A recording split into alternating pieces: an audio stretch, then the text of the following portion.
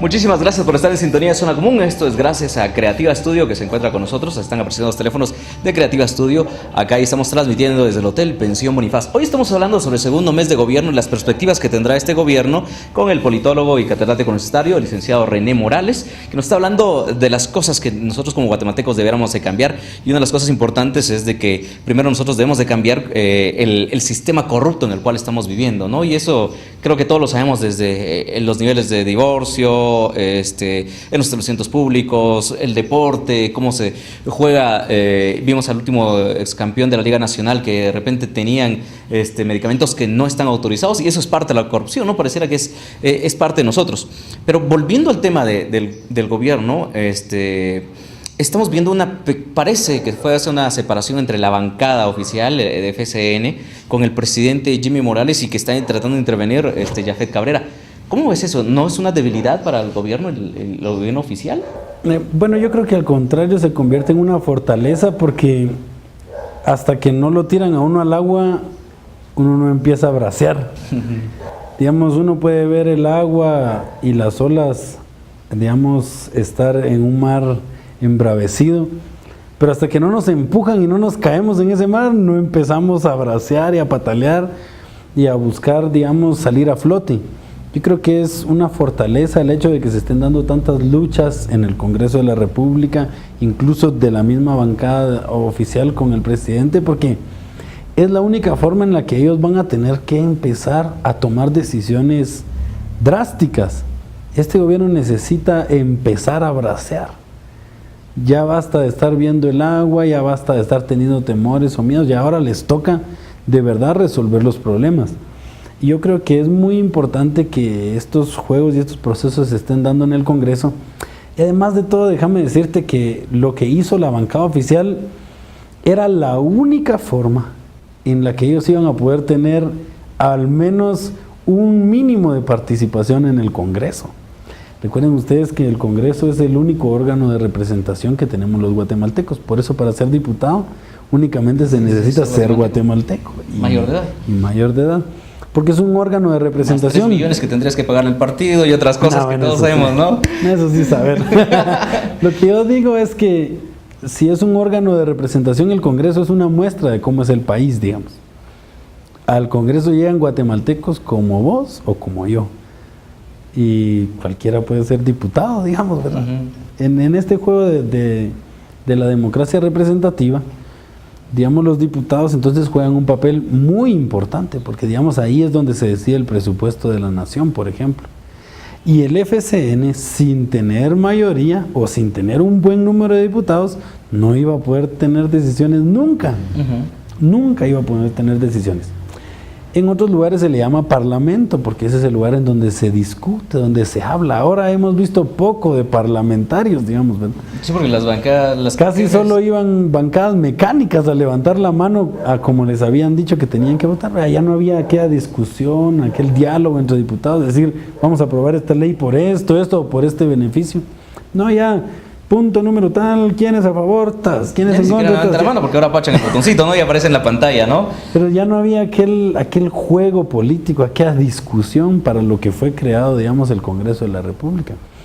Y fíjate que es muy importante entender ahora el juego de que la bancada oficial ahora ya no va a tener, digamos, por ejemplo, cuando se repartieron las comisiones de trabajo, ¿cuántas tuvo el FCN? Ni una sola, ni una. No pudieron decir, pero ni pío. Ahora ya no va a ser la misma historia, ahora ya tienen una bancada fortalecida con la cual ya pueden discutir, ya pueden negociar con otras bancadas, digamos, puntos importantes para el gobierno, que era lo que Jimmy necesitaba. Jimmy no iba a poder hacer gobierno los 4 años si no tenía una bancada fortalecida. Eso queda clarísimo. Además de todo, no es tan malo, digamos, hacer el juego político, porque para eso fue creado el Congreso, digamos, para discutir, para dialogar, digamos, incluso para pelear en el buen sentido de la palabra por las reformas o por las leyes que el país necesita. Hay algunas leyes que se están viendo en el Congreso y algunas ya se aprobaron, como la ley tránsfuga, ¿no? Que muchos abogados mencionan que es inconstitucional porque entonces está vetando la libertad de pertenecer o no a una asociación. Solo los profesionales tienen la obligación de colegiarse, ¿no? Y el resto de guatemaltecos no deberíamos estar obligados a estar en una agrupación. ¿Esto beneficia o no beneficia al país? Mira, digamos, estas reformas, digamos, son, no es una redundancia, pero se parece la palabra, son reformas de forma, porque lo único que cambian es, digamos, una pequeña tela que cubre toda la estructura real de las necesidades de Guatemala, digamos. Como dice el adagio, echa la ley y echa la trampa, ¿verdad? Si no se puede ser tránsfuga hasta el último año, pues van a aprovechar los días que se puedan, o van a ser tránsfugas, digamos, no siendo diputados, digamos. Exacto. En campaña se van a pasar de uno a otro partido, o sea, eso realmente no cambia, digamos, la estructura de lo que realmente necesitan las reformas políticas. Hasta que no se haga una elección de diputados no por listado, sino por nómina, no va a haber un cambio real en Guatemala. ¿Esto debería ocurrir ahora en la reforma electoral que están haciendo? Date cuenta que necesitamos votar por personas que nosotros creamos que son idóneas. Lo que pasa es que ponen a los idóneos abajo y al que... Y mientras nos hagan votar, primero, ¿no? Mientras nos hagan votar por un listado, vamos a tener que seguir eligiendo a los mismos, querramos o no querramos, porque así es el sistema y esa estructura no es cambiada. Pero sí decirles que no se pueden pasar de un partido a otro en el Congreso. O sea, yo pienso que son reformas que no han llegado al fondo, aunque son avances importantes, porque antes ni siquiera se mencionaba la reforma a la ley electoral. Ahora por lo menos ya es un tema de discusión y ya se está llevando a cabo. Que están votando algunas reformas que son consideradas como lo mencionabas, ¿no? Solo para que digan que sí se reformó y el resto otra vez que no. Sí, hay que vetarlas. Hay reformas estructurales que eran muy importantes, digamos, por ejemplo, lo que estaba proponiendo algún grupo de organizaciones sociales, que era la paridad, por ejemplo. Hay todo un conjunto de teorías que se llaman discriminación positiva para hacer, digamos, valer los derechos de los grupos que han sido discriminados. No tenemos presencia de nuestros pueblos mayas en el Congreso, una presencia significativa. No tenemos presencia significativa de la mujer, tenemos pocas diputadas mujeres en comparación al gran número de diputados hombres.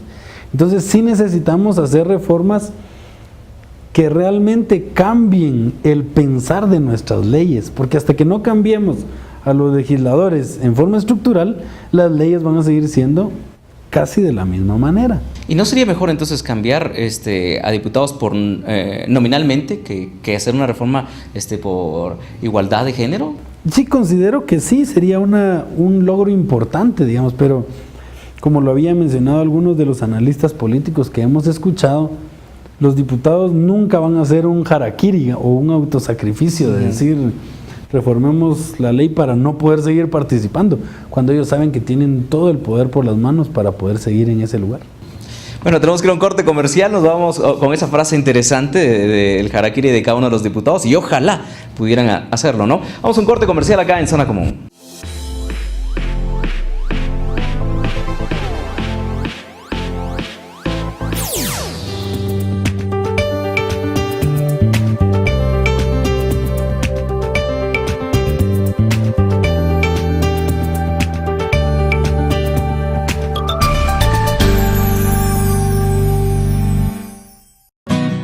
Todas y todos los menores de edad tienen derecho a la protección.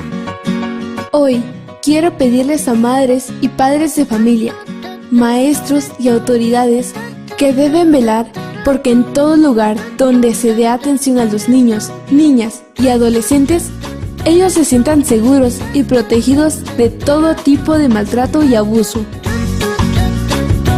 Debemos proteger a nuestros niños, niñas y adolescentes. Un mensaje de CEIPA con el apoyo de KNH Guatemala.